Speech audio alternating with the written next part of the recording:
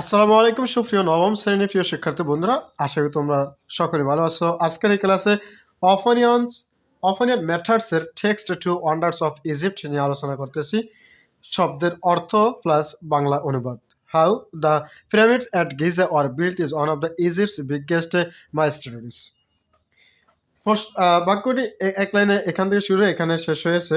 যদি আমরা বাক্যটি এভাবে ভেঙে ভেঙে অ্যান্সার করি তাহলে এরকম হবে, how the pyramids at Giza were built.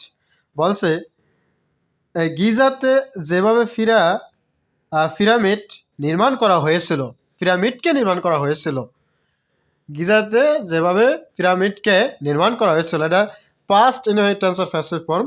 সেভাবে is one of the Egypt biggest mysteries, রহস্যের সবচেয়ে বড়, মিশরের রহস্যগুলোর মধ্যে সবচেয়ে বড় সেটি একটি।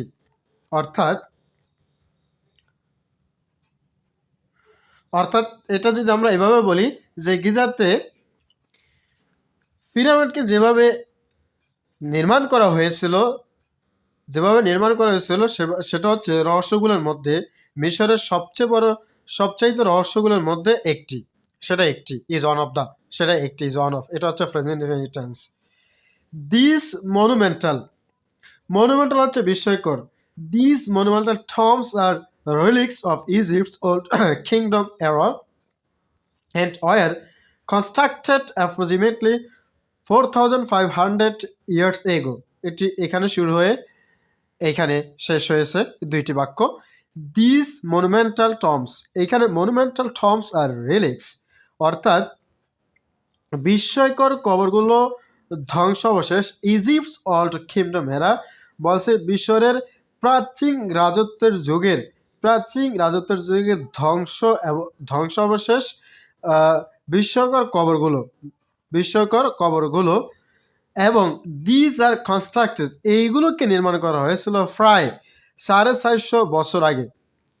এই যে বিষয়গুলো মানে মিশরের প্রাচীন রাজত্বের যুগে ধ্বংসাবশেষ যে মনুমেন্টাল কবরগুলো রয়েছে সেগুলোকে প্রায় 4,500 বছর আগে নির্মাণ করা হয়েছিল, constructed.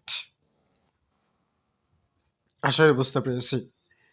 The pyramids were constructed throughout ancient Egyptian history as a means for pharaohs to display their power. অর্থগুলো এরকম হয়, দ্য পিরামিডস ওয়ার কনস্ট্রাক্টেড বলছে পিরামিডসকে নির্মাণ করা হয়েছিল, এটা ফার্স্ট ইন্টেন্সিভ প্যাসিভ ফর্মে রয়েছে, থ্রুআউট মধ্য দিয়ে, অ্যানসিয়েন্ট ইজিপ্টিয়ান প্রাচীন হিস্ট্রির মধ্য দিয়ে, প্রাচীন মিশরের ইতিহাসের মধ্য দিয়ে এই পিরামিডকে নির্মাণ করা হয়েছিল as a means for pharaohs to display their power, বলতে তাদের শক্তিকে, তাদের ক্ষমতাকে প্রদর্শন করতে ফেরোকে বোঝাতে এই যে প্রাচীন মিশরের গল্পকে, ইতিহাসের মধ্য দিয়ে এই পিরামিডসকে নির্মাণ করা হয়েছিল। আসলে বুঝতে পেরেছি মোটামুটি। It was believed that a pharaoh was a semi-divine being who ruled on earth during life and then transitioned into an afterlife amongst the gods.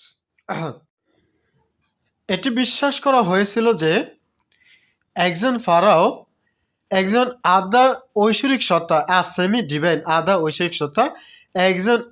ঐশ্বরিক সত্তা ছিল, যিনি পৃথিবীতে শাসন করেছিলেন এবং দেন মানে তারপর রূপান্তর করেছিল into an afterlife amongst the gods, অর্থাৎ আফটার অ্যামংস্ট দ্য গডস অর্থাৎ পরকালে দেবতাদের মধ্যে তার জীবন রূপান্তর করেছিল, সেটা এখানে বোঝানো হয়েছে।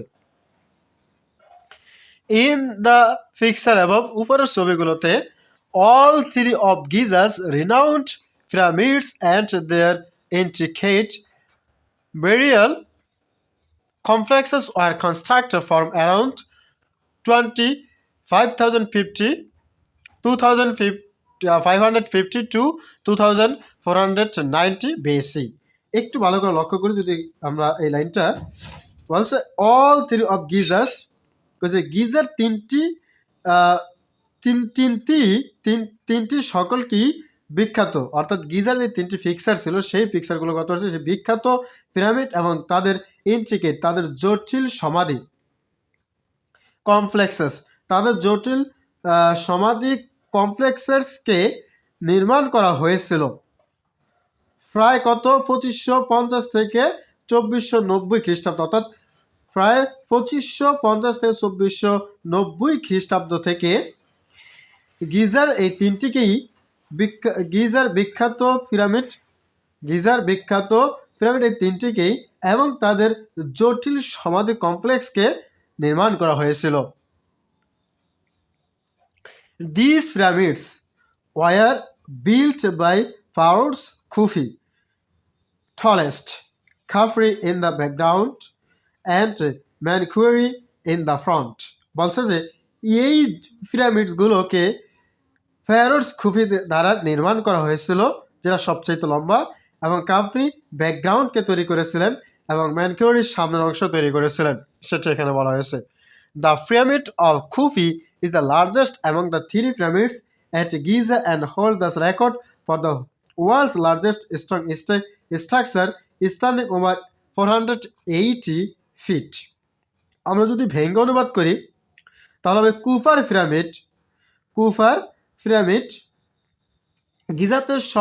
গিজাতে তিনটা পিরামিডের মধ্যে যে গিজাতে তিনটি পিরামিডের মধ্যে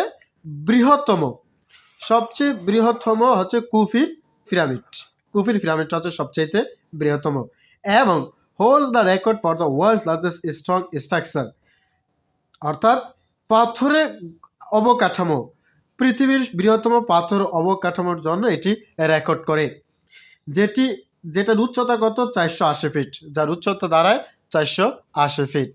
আসলে বুঝতে পেরেছি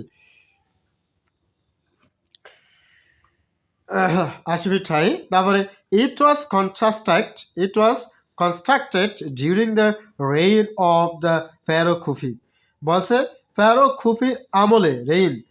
খুফির আমলে এটিকে নির্মাণ করা হয়েছিল। The second pharaoh of the fourth dynasty বলছে চতুর্থ রাজবংশের দ্বিতীয় ফারো যে ফারো খুফির আমলে এটাকে নির্মাণ করা হয়েছিল। আসলে বুঝতে পেরেছি। The second largest pyramid at Giza is that of Khufu's son Khafra। কইছে গিজাতে দ্বিতীয় বৃহত্তম যে পিরামিডটি রয়েছে সেটা হচ্ছে কুফার ছেলে কাফরার। আসলে বুঝতে পেরেছি এই লাইন। তারপর বলছে the renowned Sphinx statue is believed to have been constructed to honor and resemble the pharaoh Khafra and it stands beside his pyramid। বলছে কি বিখ্যাত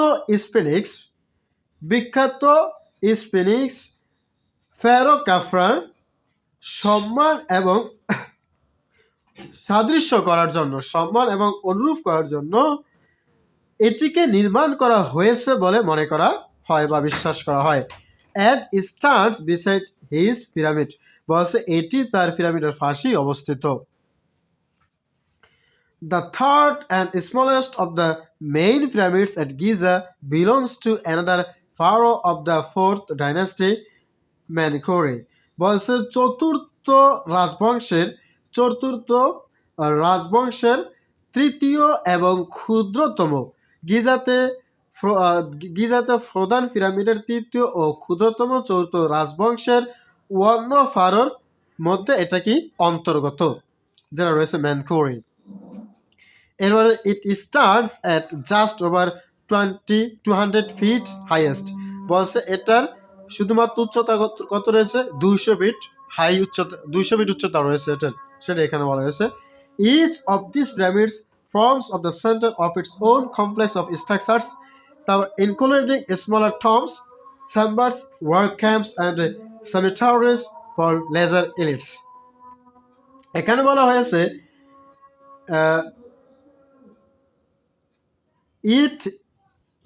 each of these pyramids বলছে এই পিরামিডস গুলোর এই পিরামিডসগুলোর প্রত্যেকটা নিজস্ব অবকাঠামো জটিল অবকাঠামোর এই পিরামিডগুলোর প্রত্যেকটি নিজস্ব জটিল অবকাঠামোর কেন্দ্র গঠন করা হয়, যার মধ্যে রয়েছে কি ছোট কবর, যার মধ্যে রয়েছে ছোট সমাধি বা কবর এবং চেম্বার, কাজ করার ক্যাম্পস এবং সবচেয়ে কম অভিজাতদের কবরস্থান। আশা করি বুঝতে পেরেছি। এই আজকের টেক্সট টু এর অনার অফ ইজিপ্টের বাংলা অনুবাদ নিজের মতো করে। বন্ধুরা, বাংলা অনুবাদ করতে হবে গল্পের নিজের মতো করে, যেটা যতটুকু বুঝি ততটুকুই অনুবাদ করতে হবে এবং এটাই ভবিষ্যতের জন্য কাজে আসবে। এভাবে নিজের মতো করে অনুবাদ পেতে হলে প্রতিটা পুরো বইয়ের ধাপ বাই ধাপ চ্যানেলকে সাবস্ক্রাইব করে রাখি। ধন্যবাদ সকলকে। আল্লাহ হাফেজ। আসসালামু আলাইকুম।